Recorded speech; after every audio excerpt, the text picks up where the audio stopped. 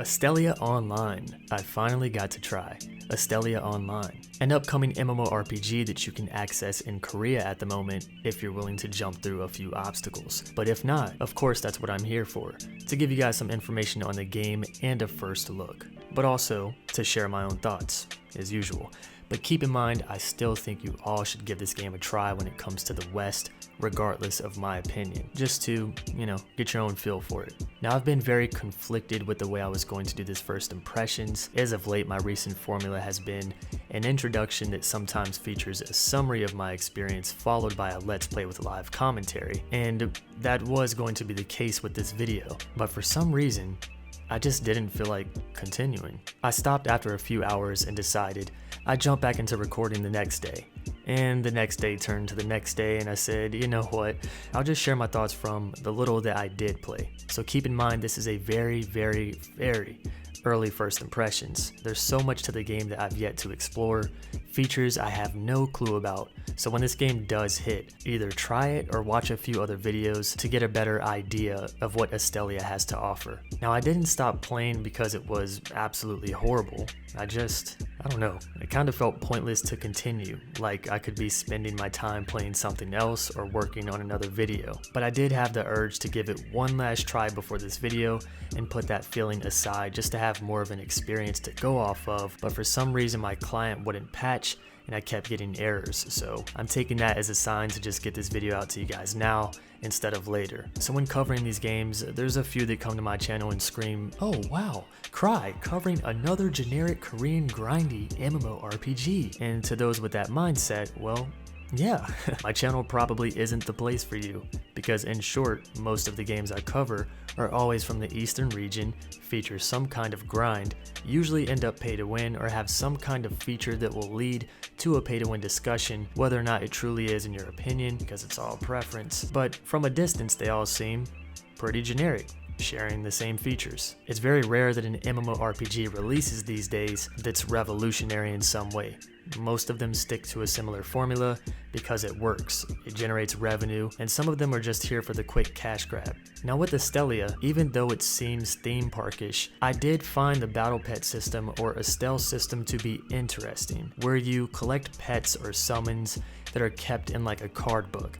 They have rarities, and it really reminds me of a mobile gacha game, which in my opinion isn't such a bad thing. I grew up playing trading card games competitively for over 10 years. I enjoyed opening booster packs and dealing with the RNG of possibly getting a crap rare or a $300 monster card. So for me, I kind of like that risk with gacha games and being able to trade or upgrade and see what collection other players have. So this interests me. But once inside the game, the actual roster isn't that big, and I'm sure with updates or expansions many more Estelles will be added, but to me it kind of seems like everyone will eventually have all of them collected. I could be wrong though. And mind you, these thoughts are formed from first impressions, not a full game look, so how does the Estelle combat work? I like the fact that instead of just relying on these summons to attack for you, it's a mixture of attacking with your main class and the Estelles. It's pretty much like having more skills.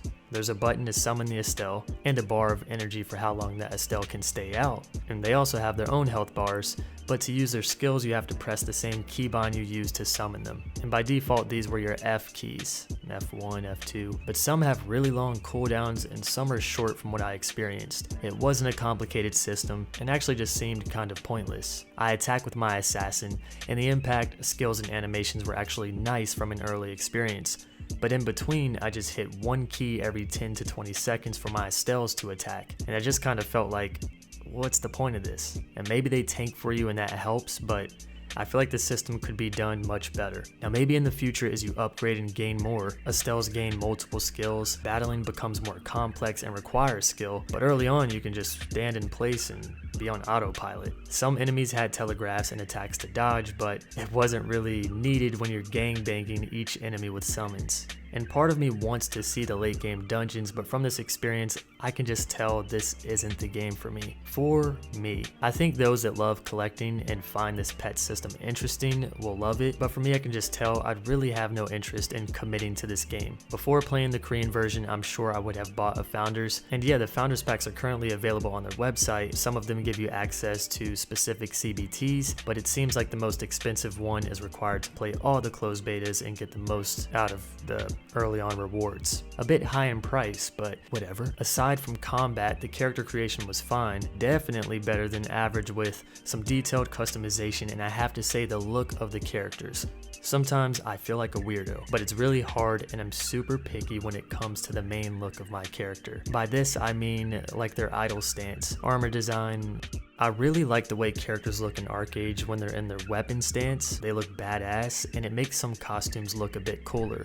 But when just standing, some costumes look like shit. And I feel like I always have to hit Z to make my character look cool. But in Astellia, I really like the way the characters look. I also like the costume design, or armor design. By level 6, I've obtained 3 different armor and weapon sets, all with unique looks that looked better than some $30 costumes available in other MMOs. And the armor system seems a bit weird. I believe your entire set is just one piece, and then you have accessories. Now maybe this is because they have a complex Estelle system, so they figured having 5 to 6 separate armor pieces would be too much. I don't know. But regardless, costume and armor design, absolutely beautiful. A big win in this category. How did the game run? Well, not the best, but not the worst. In town, I was getting Bless Online PC flashbacks, and in the woods and dungeon it seemed fine, but sometimes it felt like Bless or Blade and Soul when performing at their worst. Overall though,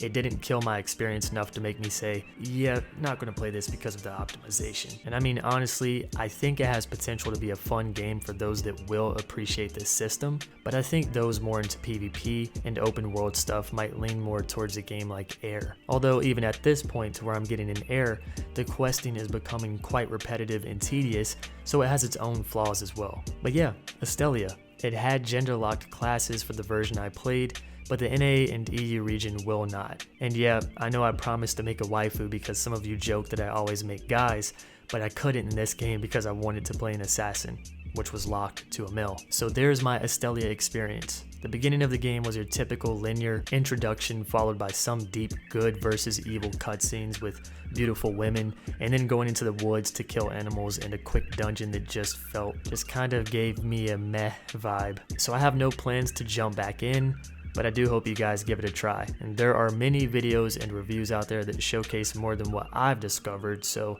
give them a watch and maybe those people will have an entirely different experience. And I know some of you wonder, how does this guy access these games in other countries while still being able to watch hentai without buffering, running mobile games and emulators on the side without having his connection disturbed? Well, I've partnered with Exit Lag, an absolutely amazing VPN service. However, this one does not work like other VPNs where it changes your entire connection, but it works for specific game clients. So this helps better your connection to games that you already play, or you can use it like me to simply bypass certain IP restrictions. So there's a referral link below if you guys want to try it out for free, and of course if you end up using it, then it supports me. Thank you all for taking the time to watch this video and hear my thoughts, and I will catch you all in the next video.